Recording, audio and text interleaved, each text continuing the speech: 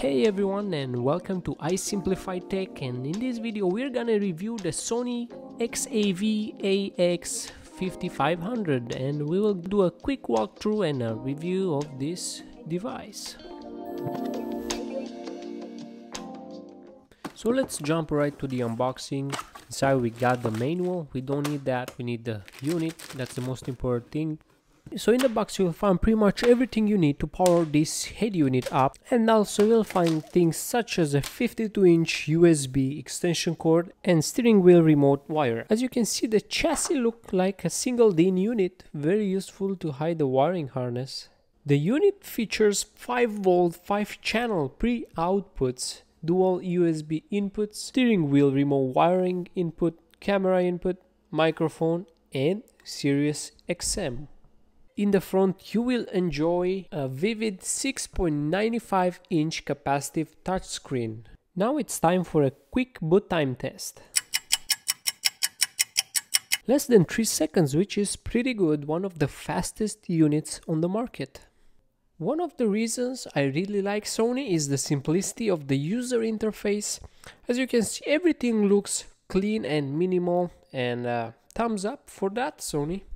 So right now let's do just a quick walkthrough to the native Sony apps. We go to the phone and we see the keypad, which looks pretty okay.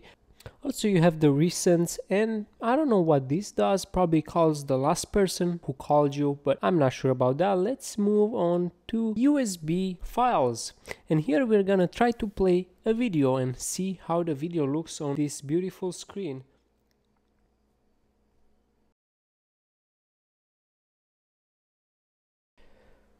Pretty interesting. Let's go see what kind of options we have for this video. As you can see, we have a picture adjustment option with the dynamic, standard and tether controls, which is typical for like TVs as well, but also you have the aspect ratio options as well. You even have the caption options for a movie, which is pretty nice. Now let's go back to our USB file list and see how easy it is to go through things in the USB. So we're gonna try to play a song.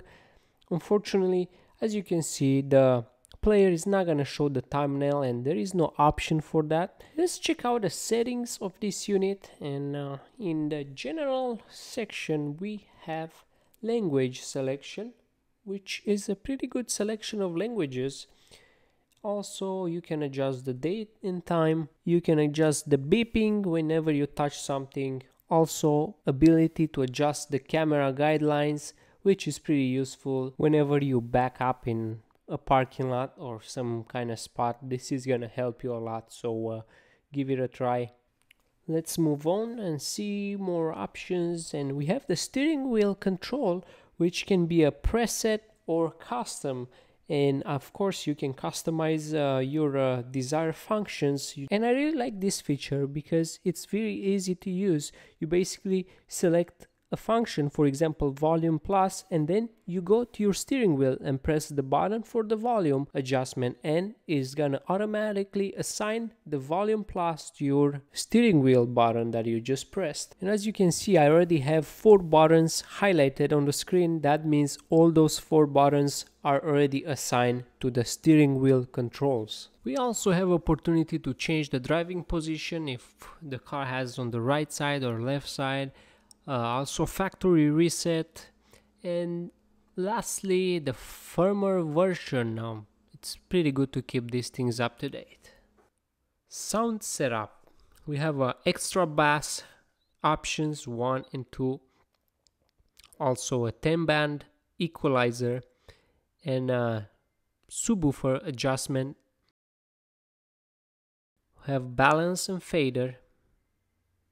As you can see, the screen is pretty laggy. You can see I'm trying to drag this and kind of falls behind, but crossover with high pass filter, low pass filter and subwoofer phase. We also do have DSO, which stands for Dynamic Stage Organizer. This basically creates virtual speakers on your dash for better sound staging.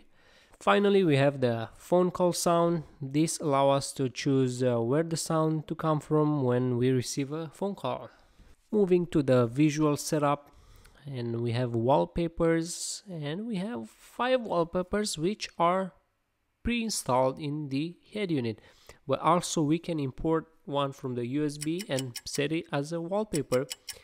And looks like it's taking a while to load, but I think it's worth it because we have a nice wallpaper right now. But that's not important. Let's go back where we came from.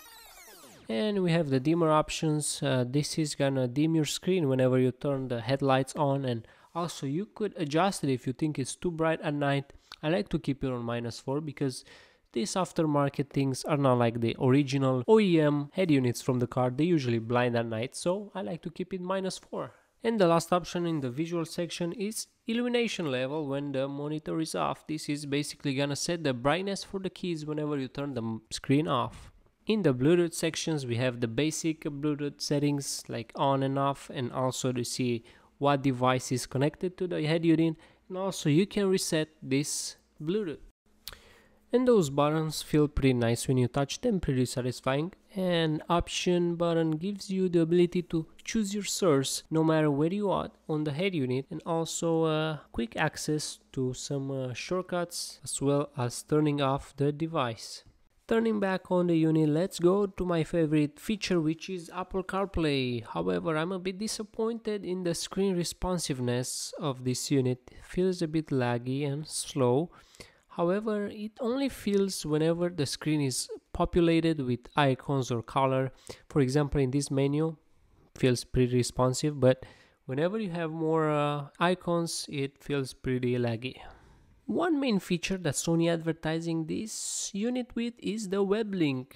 However, this feature feels like it's still in the beta version because it feels kind of laggy, and the process of pairing your smartphone with this application is not so smooth as it should be. But hey, we have the YouTube app, which is pretty nice, but I don't recommend watching any videos while driving. So thumbs up for YouTube app and the ability to watch videos on this head unit.